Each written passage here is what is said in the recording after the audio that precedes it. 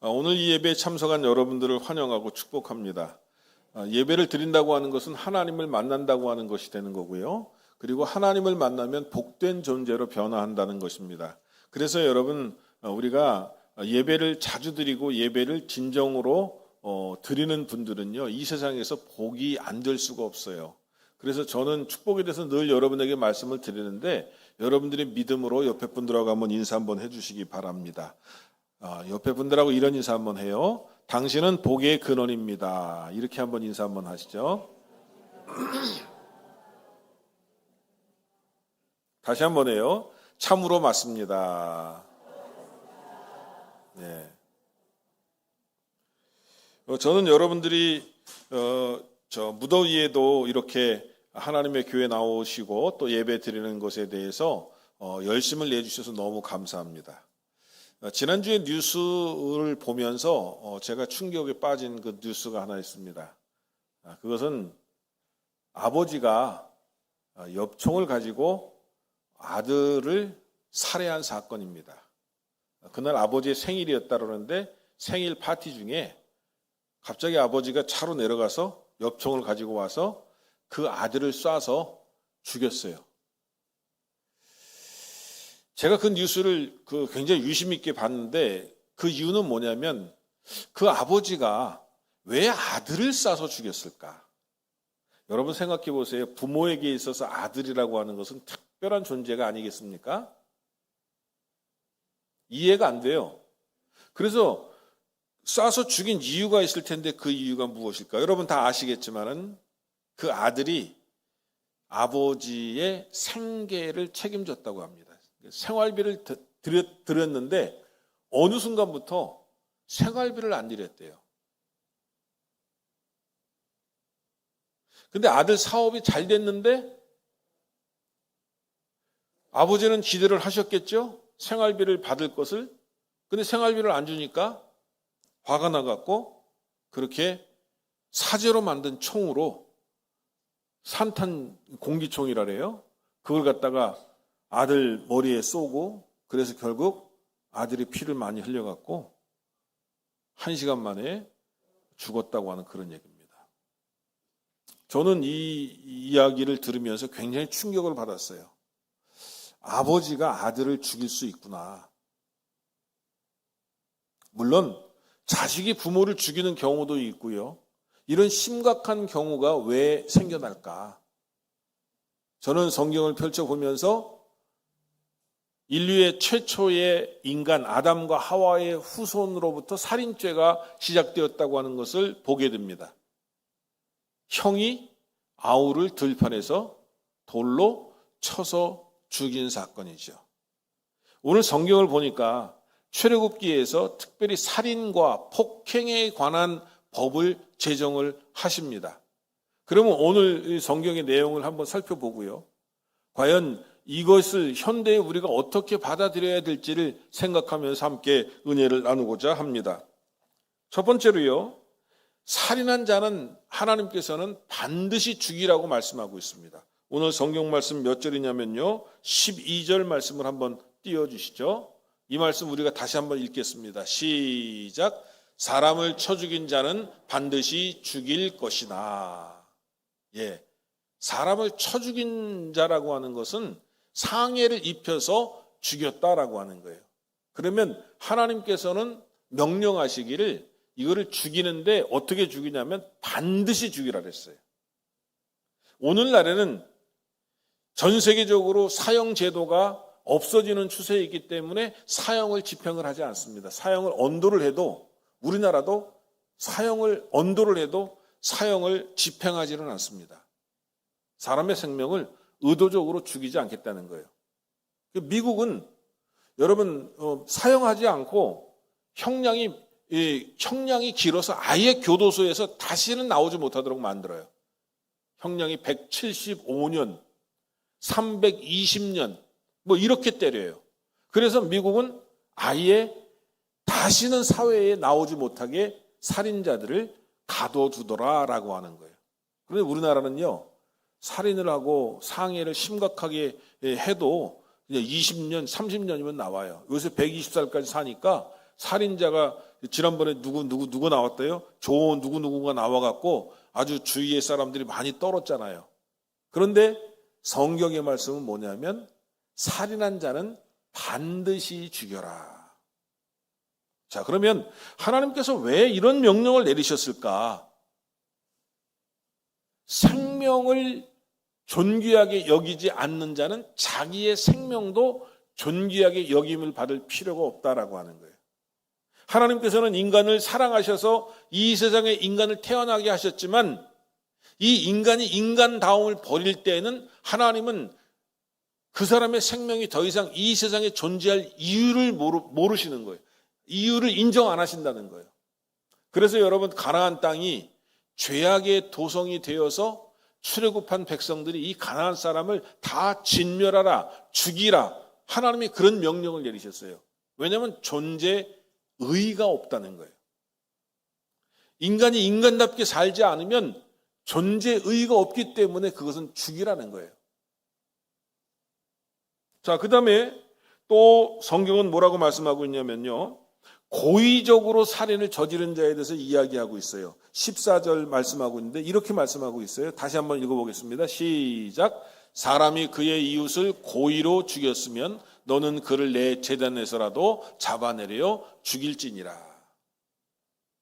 하나님의 제단 뿔을 잡고 있으면은요, 사람들이 그 사람을 끌어내리지를 못했어요. 그런데 고의로 죽인 사람은 제단 뿔을 잡고 있더라도 그 사람을 끄집어내서라도 반드시 죽이라. 여기도 반드시라는 말이 들어갑니다. 예외가 없다는 거예요. 예외가 없고 반드시 죽여야 된다라고 하는 거예요. 이것이 바로 하나님의 정의다라고 하는 거예요. 그런데 사람이 고의로 사람을 죽인 것이 아니라 실수로 죽였어요. 하나님께서 죽을 사람을 죽이셔야 되는데 실수를 통해서 죽이시는 경우가 있더라라고 하는 거예요. 하나님이 직접 죽이시는 거예요. 그런데 실수를 통해서 죽었으면 그 사람은 죽이지 말고 도피해서 생명을 살려라라고 하는 거예요. 그리고 대제사장이 죽을 때까지 거기에 도피성에서 머물고 지내다가 대제사장이 죽으면 다시 자기의 고향으로 돌아가는 법이 레위기서에 말씀되고 있습니다. 자, 그 다음에 또 반드시 죽여야 될 사람은 누굽니까? 15절, 17절에 보면은 부모에 대해서 상해를 입히거나 부모를 저주한 자는 반드시 죽이라 그랬어요. 15절, 17절 보겠습니다. 시작. 자기 아버지나 어머니를 치는 자는 반드시 죽일지니라. 자기의 아버지나 어머니를 저주하는 자는 반드시 죽일지니라. 이 얘기는 아까부터 제가 말씀을 드리지만요, 이 세상에 살아있을 존재 이유가 없다는 거예요. 부모님은 자녀를 태어나게 한 생명의 근원이에요. 물론 하나님께서 생명을 주시지만 그 부모를 통해서 생명을 받은 거잖아요. 그러니까 부모를 상해를 입히거나 부모를 때리거나 형벌을 가하면 죽이라. 그리고 부모를 저주하는 자도 죽여라. 여러분 잘 들으시기 바랍니다. 우리가 때때로 부모를 욕하고 때때로 부모를 저주할 때가 있어요. 그 중에 하나가 뭐냐면 부모님 왜 저를 낳으셨습니까? 이 얘기예요. 내가 이 세상에 태어나지 말았으면 좋았을 텐데 부모님을 원망하는 거죠. 그 원망도 저주에 포함돼요, 사실은요. 여러분 절대로 부모님에게 나를 왜 이 세상에 태어나게 하셨습니까? 라고 하는 그런 얘기 하지 마시기를 주님의 이름으로 부탁을 드립니다. 그러면 죽임을 당할 이유에 해당된다 이 얘기예요. 아시겠어요? 아이고 저도 찔립니다, 사실은요. 제가 어릴 때 너무너무 아팠을 때 부모님 왜 저를 낳으셨습니까? 그런 생각을 해본 적이 있어요. 아마도 여러분들도 한 번쯤은 그런 생각 하셨을 텐데 오늘 회개하시기를 주님의 이름으로 부탁을 드립니다. 그 다음에요, 또 이러한 사람도 반드시 죽이라는데 16절에 보면 납치한 사람, 그러니까 뭐라 그래요?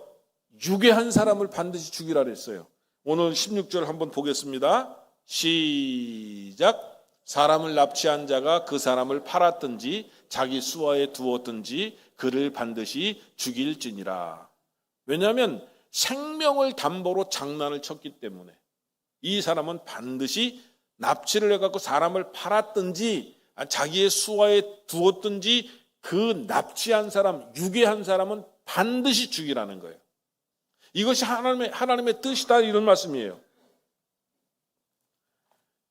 여러분, 살인을 한 사람을 죽일 뿐만 아니라 부모에 대해서 저주한 사람, 그리고 납치한 사람, 이런 사람들까지 반드시 하나님께서는 죽이라고 명령하신 줄로 믿으시기를 바랍니다.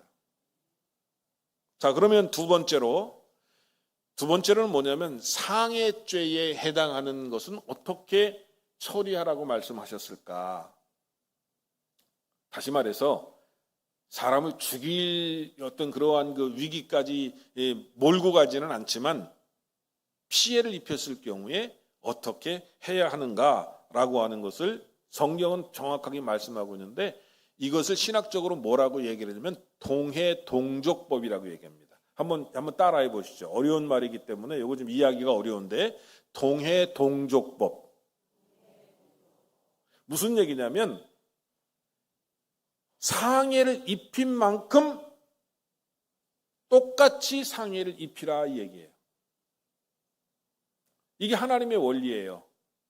그런데 여러분, 이 원리를 하나님께서 말씀하신 이유가 있습니다. 그 이유는 뭐냐면 서로에게 더 이상 해가 가지 않도록 하기 위해서다라고 하는 거예요. 그럴 일이 없으니까 제가 이야기할게요. 우리 박종수 장로님하고 김학래 장로님하고 싸움이 붙었어요. 근데 박종수 장로님이 김학래 장로님보다 좀 힘이 세. 그래갖고 한데 아구창을 돌렸어. 아구창을 돌렸는데 아구창만 깨진 게 아니라 이빨이 2대가 나갔어. 억울하지. 김학래 장로님 어떡할까? 쫓아가서 그러면. 에? 칼 들고 쫓아갈 거야. 칼 들고 쫓아갖고 장로님한테 칼로 찔러갖고 죽이려고 그럴 거야. 우리 김학래 장로님은 믿음이 훌륭해서 그렇지 않을 수도 있지만, 만약에 저 같으면 가만두겠어요? 난 가만 못 둬. 제 성질에 가만 못 둬. 그래서 칼로 찔르고 그 사람 죽이려고 하지요. 동해동족법의 목적은 뭐냐면 그 이상 보복하지 말라는 거예요. 그 이상 보복하지 말라. 여러분, 지금 이스라엘하고 팔레스타인하고 싸우고 있잖아요. 팔레스타인이 하마스가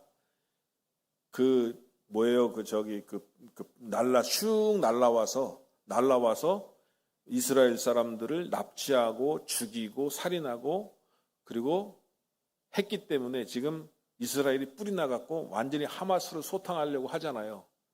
그런데 이스라엘 사람이 죽은 숫자보다 지금 팔레스타인 죽은 사람이 더 많아요.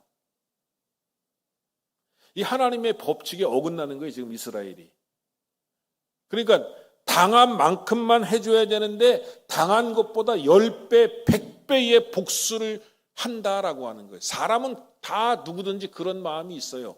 여러분, 복수하고자 하는 마음이 있으면요, 그러면 복수가 또 다른 복수를 낳고 그 복수를 당한 사람이 또 다른 복수를 하고, 그렇기 때문에 이 복수는 복수를 낳고 점점 세상은 평화가 깨지고 나중에는 결국 다 죽게 되는 그러한 형국이 될 것이다 라고 하는 거예요.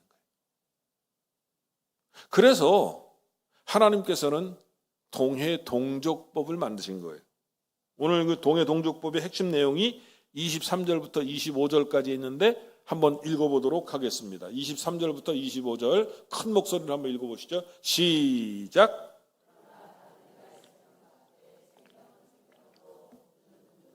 이는 이로, 손은 손으로, 발은 발로, 된 것은 된 것으로, 상하게 한 것은 상함으로, 때린 것은 때림으로 갚을지니라. 자, 이를 2대가 부러졌어. 그럼 똑같이 가서 너 이 2대 내가 뽑아낼 거야. 그리고 이를 2개를 갖다가 뿔구라 얘기해요. 그거까지만 허용이 되는 거예요. 최진남 집사님 웃는데 누가 최진남 집사님 머리를 가서 깨갖고 피가 1리터가 나왔다 이거야. 그러면 똑같이 가서 머리를 짓이겨갖고 피를 갖다 1리터를 빼고 딱 반창고를 붙여주는 거예요. 우습죠? 강훈 권사님 우습죠? 이게 우스운데 이렇게 되기가 쉽지가 않아요. 여러분, 이빨 2대 빠졌어? 그러면 칼 들고 가서 찔러서 죽이려고 그래요, 사람은요. 여러분, 요즘은 사람들이 많이 폭력적이 됐어요. 특별히 여러분 운전하실 때 조심하세요. 그냥 내가 잘못했든지 내가 잘못을 안 했든지 그냥 지나가세요. 싸움 붙으면요 살인 나요. 할렐루야. 절대로 문 내리지 마세요. 문 내리지 마시고 뭐라고 그러면 여성분들 요새 운전하실 때 실수할 수 있잖아요. 그 실수하면 쫓아와 갖고 말이지 눈을 부라리고 남자분들이 그렇게 할 때 절대로 문 열어주지 마시고 창문만 조금 삐끔 내고 대화만 하세요. 큰일 나요. 추월 한 번 했다고 그냥 도끼 갖고 와서 그냥 때리고 말이지. 차 부수고 말이지. 그럴 일이 있을 수 있거든요. 할렐루야. 근데 성경은 분명히 뭐라고 말씀하시냐면 당한 만큼만 갚아주라는 거예요. 따라합시다. 당한 만큼만 갚아주자. 그거 봐요. 여러분 따라하지 않은 거 봐요. 목사님 저는 그렇게 못합니다. 저는 당한 것 빼 10배는 갚아줘야 되겠습니다. 여러분 다 그런 마음 지금 갖고 있는 거예요. 따라하지 않는 거 보니까. 그렇죠? 어떻게 그렇게 마음을 잘하냐고요? 아이고 제가 알거든요. 저부터도 그래요 사실은요. 쫓아가갖고 그냥 당장 그냥 박살을 내고 싶은 게 사람 심리예요. 그런데 하나님은 그것을 막고자 동해동족법. 대게 했으면은요, 난로에다가 나를 대게 했으면 그 사람 손 갖다 난로에다 대게 하면 되는 거예요. 예, 눈이 뽑혔어. 그러면 똑같이 가서 눈 하나를 뽑아내라는 거예요. 어떻게 보면 잔인한 것 같기도 하고. 그죠? 그런데 이 동해동족법을 만드신 이유는 더 이상 보복하지 못하게 하기 위해서. 보복은 또 다른 보복을 낳고 계속 악순환이 되기 때문에 거기서 끊으라는 거예요. 자, 오늘날에는 사실은 이제 민법이라고 하는 거를 규정을 해서 형법상의 범죄가 인정이 되면 그것을 근거를 해서 돈을 청구하게 돼 있어요. 그래서 여러분 우리나라 전임 대통령이 계엄을 해갖고 지난해 12월 3일 날 계엄을 해갖고 스트레스를 받은 사람이 소송을 했어요. 소송을 해갖고 1인당 10만 원씩 배상해 주라. 스트레스를 받았기 때문에 10만 원씩을 배상해 주라고 하는 판결이 법원에서부터 나왔어요. 그 판결을 보고 10,000명이 넘는 사람이 또 소송을 제기한대. 그러면 10,000명도 동일하게 또 10만 원씩 주라고 할지도 몰라요. 전 국민이 다 하면 우리나라 인구가 지금 5천만이 넘잖아요. 그러면 엄청난 금액을 배상을 해야 돼요. 왜? 국민에게 스트레스를 줬으니까. 이게 지금 우리나라 현실이다라고 하는 거예요. 그래서 여러분 이 사람이 어떤 죄를 졌을 때에 그것을 물질로 갚는 것이 현대에는 민법으로 규정하고 있다라고 하는 거예요.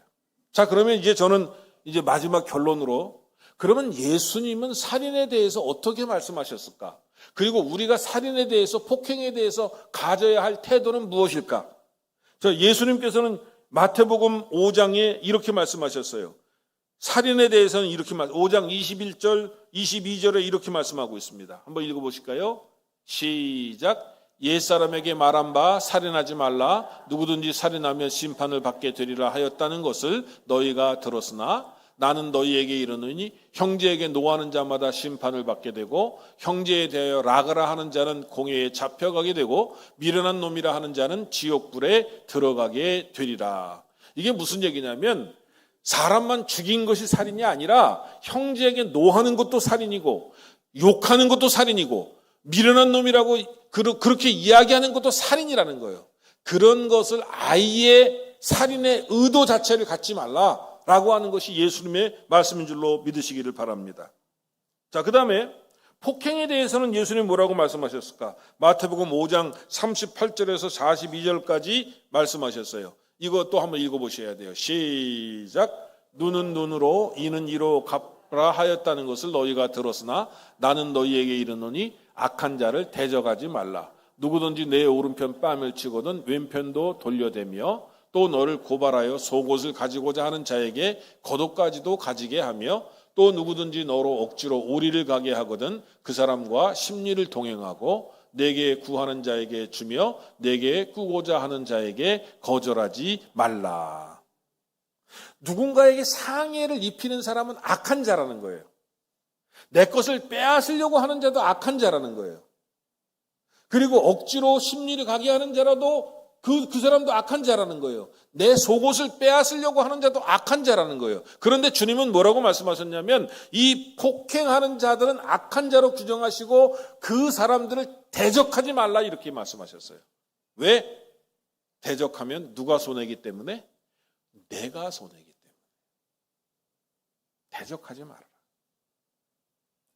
물론 예수님의 이 사회 윤리는요, 비현실적인 것 같이 느껴집니다. 왜냐하면 한 단계 더 나아가서 뭐라고 얘기해요? 너희 원수를 사랑하라.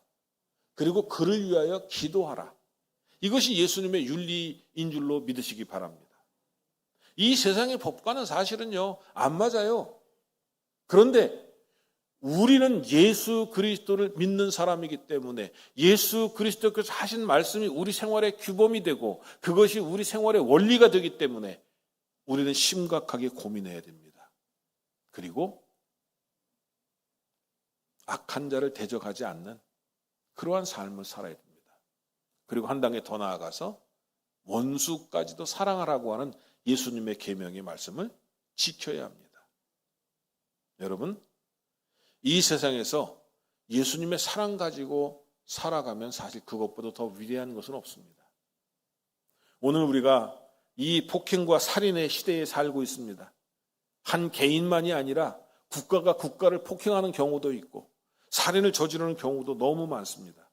이러한 시대를 살면서 우리는 예수의 사랑으로 무장하고 예수의 사랑으로 우리의 삶을 살아냄으로써 살인도 면하고 그리고 폭행도 면하고 그리고 주님께 칭찬받는 믿음의 사람이 다 되시기를 주님의 이름으로 축원합니다. 하나님 아버지 감사합니다. 오늘 말씀을 통하여